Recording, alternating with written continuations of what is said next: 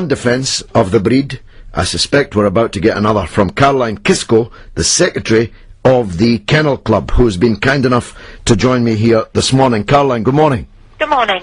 Now, we're talking about this attack on this child, which is, of course, not the first, and probably not the last, attack on a child, this one with savage consequences, 60 stitches, child almost lost her eye, in a public place, by a staff, on a leash. What have you got to say?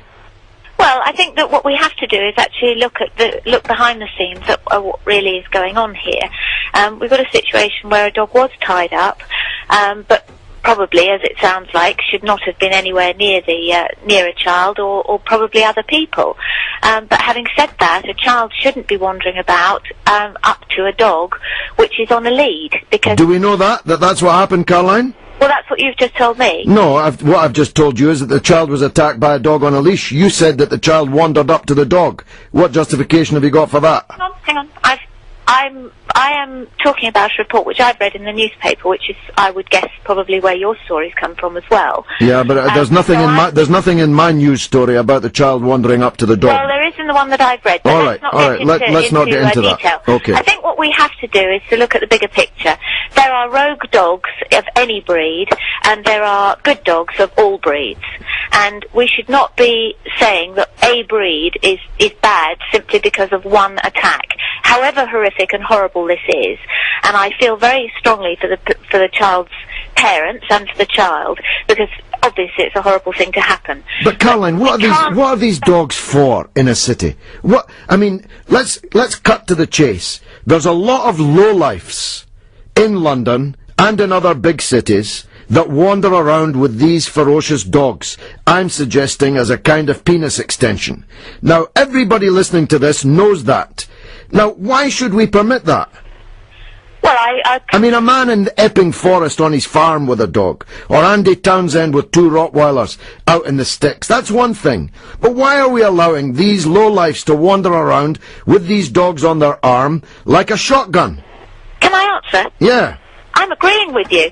Good. I'm agreeing with you. It's about owners. It's not about the dogs. It's about lowlife. Yeah, but we can't do anything about the lowlife. We can't put them down. No, we can't ban them. But we can ban the shotguns. Can I ask you a question? Go ahead.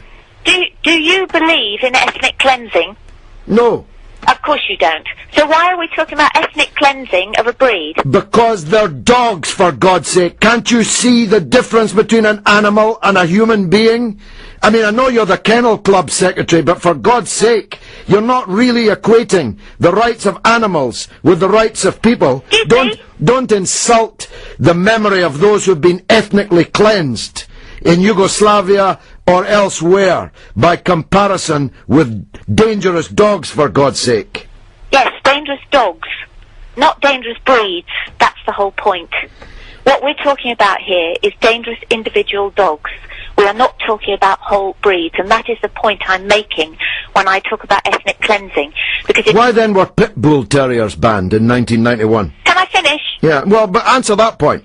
Well, I didn't even hear it because you're so busy talking that I can't get a word. That's because I'm angry about how silly the comparison you just made on ethnic cleansing was. I'm furious about it. Now, pit bull terriers were banned in 1991 because they were held by the country to be a dangerous breed. Is that true or not? Yes. That was by the government, who've since regretted it.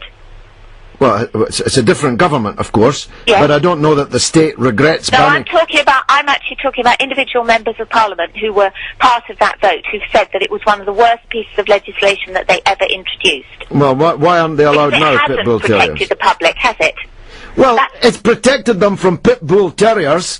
One down, several to go, as far as I'm concerned. I don't see very much difference between a pit bull terrier and a Staffordshire bull terrier. And my switchboard's full of people who are on the phone to tell me how their staff is not dangerous. But the point is, not every shotgun is dangerous. Not every owner of a shotgun is dangerous. But some owners of shotguns are dangerous. Therefore, we ban people walking around with shotguns in case some of them fire at a child's face. Can I just ask you another question in that case? Yes. can I ask you, is that why Ellie Lawrenson died? Did we protect her against pit bull terriers? No, we didn't. Because what we didn't do was actually make the law so that it was enforceable. What we've got is a load of people who still have dangerous individual dogs. Ellie Lawrenson was killed by a pit bull terrier.